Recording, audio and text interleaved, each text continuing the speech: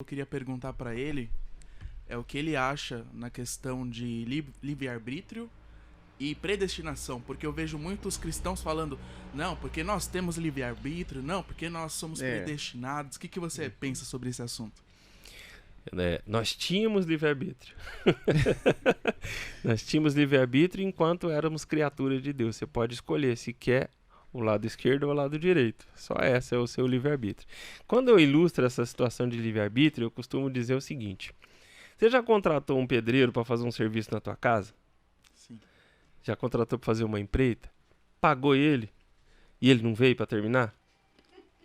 Já aconteceu isso com você? E muito. Você ficou feliz com isso? Demais.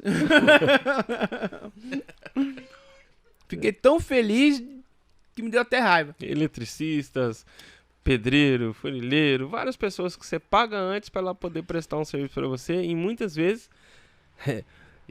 e às vezes frequentadores da igreja, que frequentam a igreja, que botam a Bíblia embaixo do braço, vão lá, combinam um serviço com você, você paga antes e ela não volta para fazer. Jesus já pagou o teu preço. Ele já pagou pela sua servidão. Ele já pagou pela sua subserviência. O preço que tinha que ser pago foi pago. Em resgate a você. Você tinha que pagar. Era a tua dívida. E ele foi lá e pagou a dívida que era a tua, contando que você um dia ia chegar e ia, assim como Paulo instruiu aos coríntios, reconhecer. Não, ele pagou a minha dívida, então eu vou servi-lo com tudo que eu tenho, com tudo que eu sou.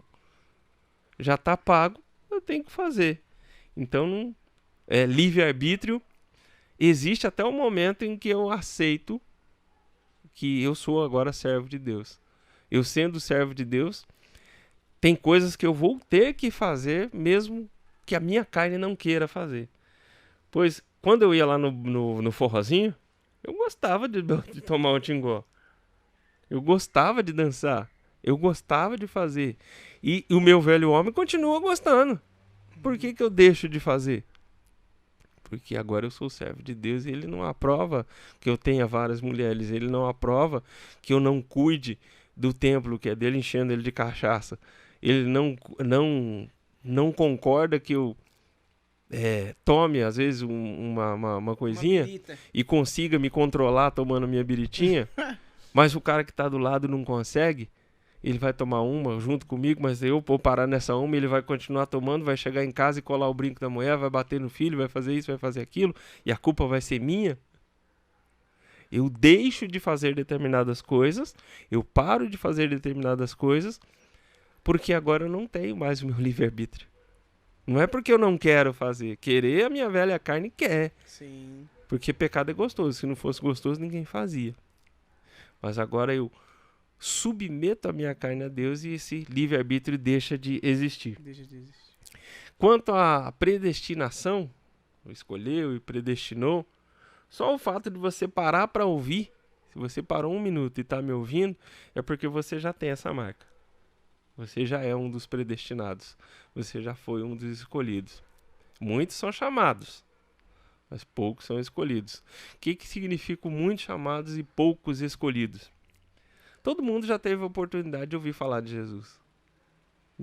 Se você, em qualquer esquina, em qualquer buraco, vai na praça, aqui na rodoviária, tá cheio de cara morando ali, morador em situação de rua. Se você fizer uma rápida pesquisa ali, todos vão falar que conhecem a Deus e que confiam em Jesus. Vai ter um ou outro que vai querer fazer uma graça lá, mas no fundo, conhece, já serviu, confia de alguma forma. Todos esses foram chamados, mas não quiseram se submeter. O grande X do princípio é ser submisso, né? E a predestinação predestinou-os a ser servos. E quando eu não quero ser servo, eu quero ter o meu livre-arbítrio, eu deixo de ter aquilo que já é meu, que é a predestinação.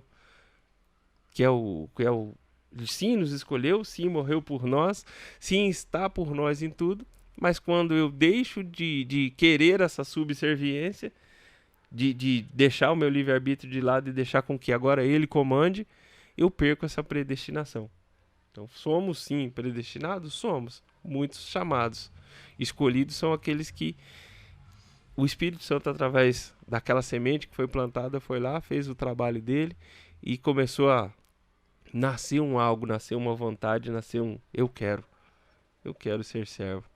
Aqui mesmo nesse bairro do Barreto eu tive uma conversa muito interessante com um pastor. Se você for em todas as ruas do Barreto, 90% delas tem uma igreja, não tem? Tem. E 90... E bar também. E bar. tem uma disputa ali. Tem. Bar, igreja e salão de cabeleireiro. Bar, igreja e salão de cabeleireiro. Exato. Mas, se você for prestar atenção, boa parte dessas igrejas pequenininhas que se espalharam por todas as ruas, de todos os bairros, de todos os lugares, tem um lado bom? Tem mais opção para as pessoas ir. Mas todas elas nasceram de... 99% delas nasceram de um eu não concordo. Vou fazer a minha. Não concordo com isso, vou fazer do meu jeito. Porque eu não consigo ser servo de ninguém. Então, 90% são todos rebeldes. De certa forma, sim. Uma boa parte delas. Ah, Deus falou comigo? Amém, Deus falou contigo. Mas você tem certeza que esse bairro precisa de mais uma igreja? Não tem igrejas suficientes para comportar as pessoas desse bairro? Se eu pegar dessa rua aqui, vamos dizer que nessa rua você tem 3, 4 igrejas. Pegar os 4 pastores dessas 3, 4 igrejas, unir uma, não faço uma maior? E não consigo abranger muito mais gente? É isso que eu penso. Por que não? Né? E não é irmão? Não é pessoas, né? Todo mundo... Poxa, Nós beleza, não trabalhamos para um único reino? Então... Não é um único chefe só? E quem que é a cabeça da igreja? É Jesus, né? Agora, se... Ou é o pastor presidente? Então, essa é a minha dúvida. Por que não unir, né? Eu sei que tem algumas coisas assim, que nem, poxa, pegar uma igreja, renascer e colocar uma pentecostal aí, Assembleia de Deus do Belém. Logicamente, eles não vão conversar, né? Vão ter divergências de pensamento teológico interpretativo, da interpretação de que um interpreta assim e o outro interpreta assado. Mas isso não muda o cerne da coisa. Isso não muda que Deus é Deus, que Jesus é Jesus. E se nós conseguíssemos nos respeitar um pouquinho mais, talvez, e entender que sermos servos, se eu for o seu servo, eu também sou o servo de Deus, e deixar a bolinha baixar um pouquinho, não, eu tenho que fazer do meu jeito, tem que ser eu acho que é assim, então tem que ser assim. Se eu deixar de enxergar isso e aquele que quer ser o maior seja servo de todos, vamos entender o que é o viver sem o livre-arbítrio. O livre-arbítrio é eu faço, eu sou, eu mando, eu acho que é assim, vou fazer assado, vou fazer assim. Até tem um testemunho de Dona Tommy muito interessante.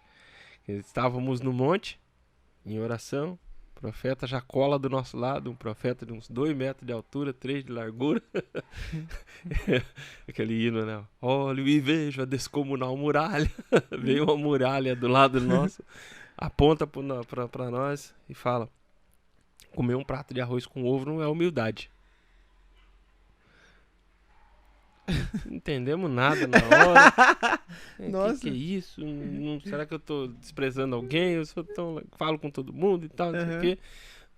2, 3 anos depois, num culto, no Bola de Neve, Santa Isabel, uma pessoa dando testemunho, falando, não, porque eu frequentava a igreja, mas era dizimista, era ofertante, mas era eu que trabalhava para ganhar o dinheiro, era eu que podia fazer isso, era eu que fazia isso, era eu que fazia aquilo. E quando eu me vi sem um emprego, quando eu me vi sem a possibilidade de eu fazer, agora eu entendi. Essa falta de humildade é eu não entender que quem manda é ele. A hora que eu for realmente servo dele e que é ele que comanda, aí sim eu vou entender o que é a real convivência com Deus. E às vezes ele pega o rei Davi, ungido rei, já ungido rei, e manda para ser perseguido por Saul, e ele tem que se esconder numa caverna e fingir de louco, babando. Ah, mas eu não sou rei? Eu não fui ungido rei? Por que eu tô fugindo? Por que eu tô passando por isso? Por que esse gigante se levanta? Por que eu tenho que fazer isso? Por que eu tenho que fazer aquilo? E foi graças à perseverança de Davi naquele tempo todo entre o ser ungido rei e o efetivamente ser rei, que o fez ser o maior dos reis que existiu ali em Judá e Jerusalém. E é essa persistência que Deus precisa de nós. Que nós sejamos, sim, entendamos que Jesus Cristo morreu por todos, mas que eu preciso ser servo, ser subserviente. Eu preciso deixar de baixar o narizinho e falar: Deus, faz do seu jeito, me mostra o caminho, eu não sei o que fazer, eu não entendo o que fazer, posso fazer assim, não posso fazer aquilo. Um grande dilema, por exemplo, do casamento, eu não sei se você já viu condições dessa acontecendo no casamento, dar satisfação para outra pessoa quando você viveu solteiro muito tempo. Já viu casais passando por isso? Sim. Uhum. A pessoa casa um pouco mais tarde o meu futebolzinho do sábado é lei. Não vou. Aí ela, mas você limpou isso, você fez aquilo. Eu agora tenho que dar satisfação para você? Sim. Jesus fala que ele é o nosso noivo, que nós somos a noiva. Então nós temos que dar satisfação daquilo que vamos fazer para Deus, deixando então de estar debaixo do livre-arbítrio. Agora eu não tenho mais livre-arbítrio se eu tenho que dar satisfação para alguém que está muito acima de mim, que além da Tommy está mais acima um pouquinho. Eu paro de ter livre-arbítrio e vivo uma predestinação desde que eu me encaixe aqui. Eu preciso ter uma ação, e toda ação gera uma reação igual ao contrário. A minha reação de subserviência às vontades de Deus tem como ação igual e contrária me elevar acima de todas as coisas, para aquele que quer ser o maior seja o menor. É complicado entender e colocar na prática isso, colocar no dia a dia isso. Falar é lindão, falar é moleza. A teoria é fácil, ótimo, é tranquila, é linda, mas o colocar na prática, o ver pessoas falando mal de você, e você tem que... Amém, glória a Deus. É ver pessoas dentro do seu emprego menos competentes ou mais puxa-saco que você sendo promovido, e você... Deus quis assim. Meu Deus. É ver uma pessoa querida, que você tinha grande carinho por ela, ser retirada aí nesse tempo de Covid. Eu tô tendo uma aula de subserviência de Deus da nossa pastora. Num período relativamente curto de tempo agora, o esposo morreu, o irmão morreu, um quase filho, um filho do coração, morreu, 2 de Covid e 1 de infarto. E ela tá seguindo. Tem hora que chora? Tem hora que sente a tristeza? Tem. Mas ela tá lá na igreja dizendo que Deus é bom. Ela tá lá na igreja pregando que Jesus Cristo sabe todas as coisas, cuida de mim, que Jesus está cuidando dela. Tirou o marido, tirou o quase filho, tirou o irmão, tirou primos, mas Deus cuida de mim com um sorriso.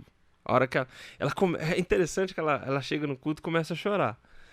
Ela chega no culto, começa a falar e vem a lágrima, e você vê clara e nitidamente a transformação do semblante durante ela pregando e falando: Jesus cuidou de mim, Jesus faz isso, Jesus fez aquilo.